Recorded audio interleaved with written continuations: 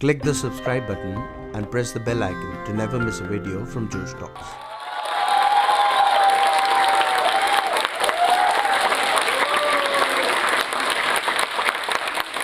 I'm an orphan and a survivor of sexual violence. My name is Natasha Noel, and this is my story. At the age of 3.5, the first memory I have of my mother is her cooking herself. Also, I have very inappropriate humor. She burnt herself in front of me, and I can still remember the day like as if it was yesterday. I still remember her screaming. I still remember the burning flesh. I remember everything. My dad had schizophrenia, so he couldn't take care of me because someone needed to take care of him. So when you're a child, your childhood should be rooted in love, compassion, and understanding. Mine was rooted in insecurities, self-loathing, and guilt. I stayed with my godparents, that's my dad's oldest sister and her family, and they tried to love me in the way they knew best how to, but it was still not enough for me. I still felt the void inside of me kept growing, and I felt pain, and I just was never happy. But also, I learned how to mask because that is the way I learned how to cope. So I pretended I was fine, I pretended everything was okay. At the age of 7, I was raped by my domestic help, and I don't even remember what happened. All I remember was one moment we were playing, and the other moment I was washing the blood of my vagina. It was just like a lucid dream. For me, sex and rape, I couldn't even spell at that time because I have dyslexia. Right now, I cannot even spell dyslexia without auto help correcting me. But at that time, his mother told me that I should run away and get married to him because he loves me so much. I was just 7.5. For me, I didn't understand what was happening, but the guilt kept growing. He actually told me that I should run away and get married to him because no one else will ever love you. Those words are still engraved in my soul like a tattoo, which is so difficult to heal, but I'm healing. The guilt just kept growing. I felt like I was the reason why everything was happening to me, all the bad, and it was just getting worse. I was sexually assaulted from the age of 8 to 14 with my cousin brothers and sisters, and I had enough. I didn't know what to do, and I kept believing I deserved whatever was happening to me. At the age of 10, I went into therapy because now my parents realized something is off with her. She has so much anger issues, she has so much of everything, and she's just not saying what she feels. So they put me into therapy. This was one of the best things that happened to me because at this time, my psychiatrist realized that I was not talking. So she put this paper in front of me and she told me, you can do whatever you feel like. I took up the pencil and I wrote, and I took up the crayons and I colored, and I just realized that for me, art was my expression. And that is where I found a little way to cope. Self-victimization was my baby. It was something that I was so good at. I would cut myself. I would think that I am a burden, that nothing in life can ever get better because, come on, it's just getting worse. At the age of 16, because of my psychiatrist, she told me to go in for dancing, so I used to dance here and there, but at the age of 16, I was a professional dancer, and dance was something where I found myself. Dance was something which allowed me to be me. I did not feel like anyone was judging me, and I could express how I felt. And I was just the happiest at this point of time. In my self-victimization period, I hated my body. I realized that my body is the reason why things are happening, why the world is the way it is, because we have a vagina and men can enter as they please without our permission. At 17 was when I got into my first serious relationship, my first love of my life, and it was great. At 19, my mother told me that I need to focus on my studies and I'm not studying enough. And I told her that, no, I don't want to. I want to dance. This is what I want to do. I want to travel the world, and I'm living my life for the first time. I don't want to do anything else. That same year, I failed the year, and that same year, I got a knee injury. My meniscus muscle tore, my corneal muscle tore, I got liquid in my knees, and my front kneecap had tears all on one knee. The doctor told me that I can either dance or I can walk. So the thing that I loved the most, and I was actually happy for the first time in my life, was taken away from me again. I went into the set of depression where I didn't know what to do with my life. But I always believed, because I was so good at pretending everything was okay, I put on this mask and I pretended everything was fine. I moved on. I finished my graduation. I graduated in English literature, and at this period of time, for a year and a half, I didn't do any physical activity because I was not allowed to. But because I started working since I was 17, I needed to do something, so I was a professional photographer. I used to take pictures of dancers because that is as close to as what home would feel like. But I was still unhappy.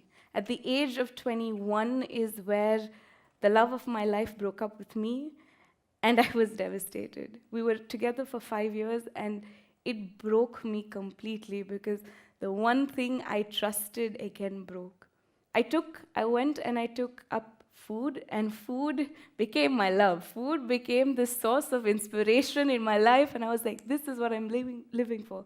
I kept eating and eating and eating. I would eat and puke and eat some more just to try and fill that void inside of me, just to try and feel something's all right.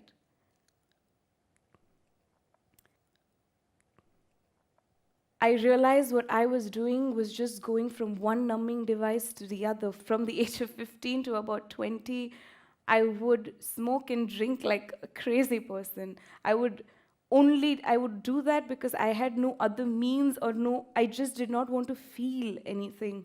But at 20, I stopped. But then at 21, I started eating food like as if it was my best friend.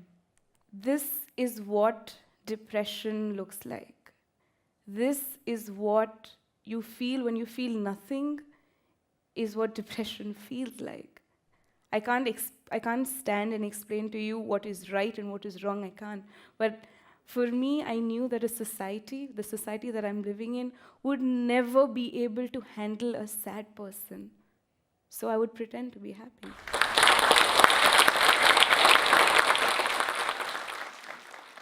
For the longest time, I believed that what I had was a disease, because, come on, you cannot get up in the morning. You cannot look at yourself in the mirror because you find yourself disgusting. You cannot go down for a walk. You cannot do anything. You find it difficult to go and brush your teeth. You find it difficult to trust someone. You find it difficult to do anything. So there must be something wrong with you. But little do people comprehend that depression is not a choice. No one chooses to feel so alone. No one chooses to feel so insecure. No one chooses not to allow someone in. No one chooses not to feel love.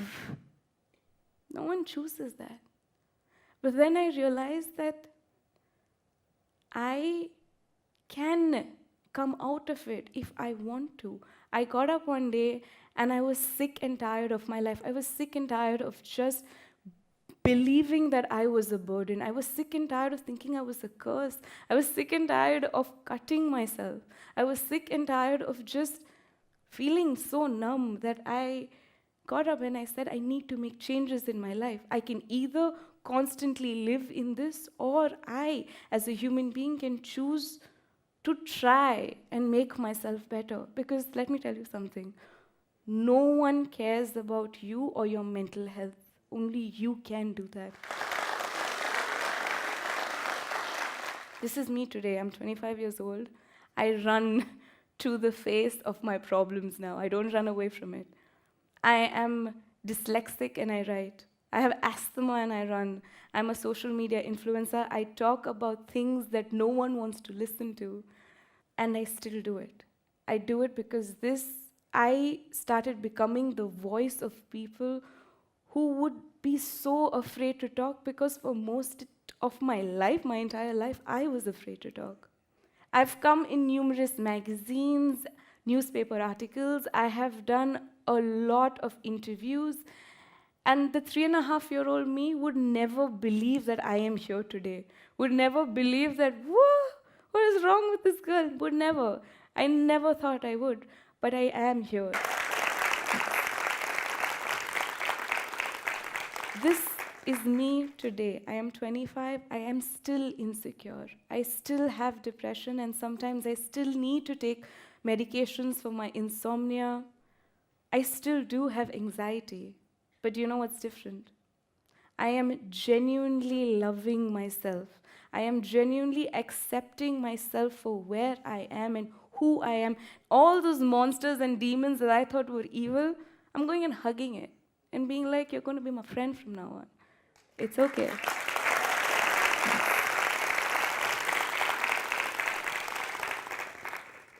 It took me a long while, because I used to think that self-love needs to be shoved down your throat, and I used to believe that that is love, because that's the only thing I experienced. Till I realized that I need to be gentle with myself. And it is very, very, very, very hard, because most days I'm just stuck. I'm wondering what is happening. But then I realized that there is a difference between feeling good about yourself and self-love. I can do a workout and I can feel great about myself. But if I go and have cake or pizza right after that, I'm going to feel guilty. And then I'm going to start, the negative thoughts are going to come into my head thinking, oh, why are you doing what you're doing?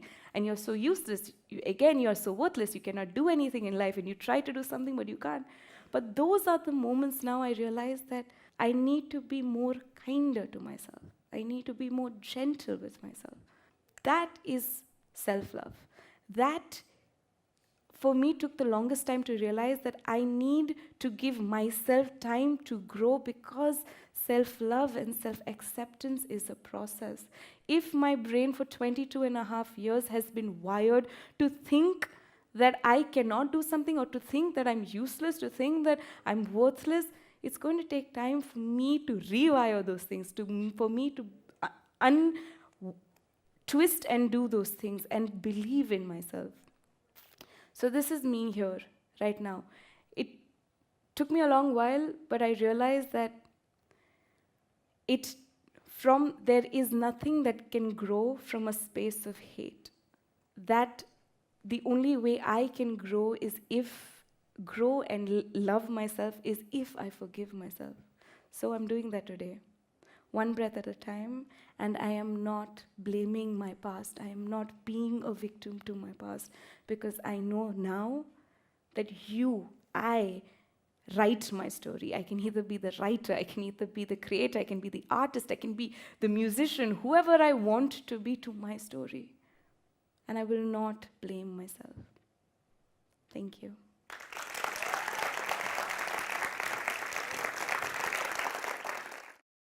If you feel my story resonated with you, please feel free to write your story, whatever you want, below, and let's have a conversation. Also, subscribe to Josh Talks.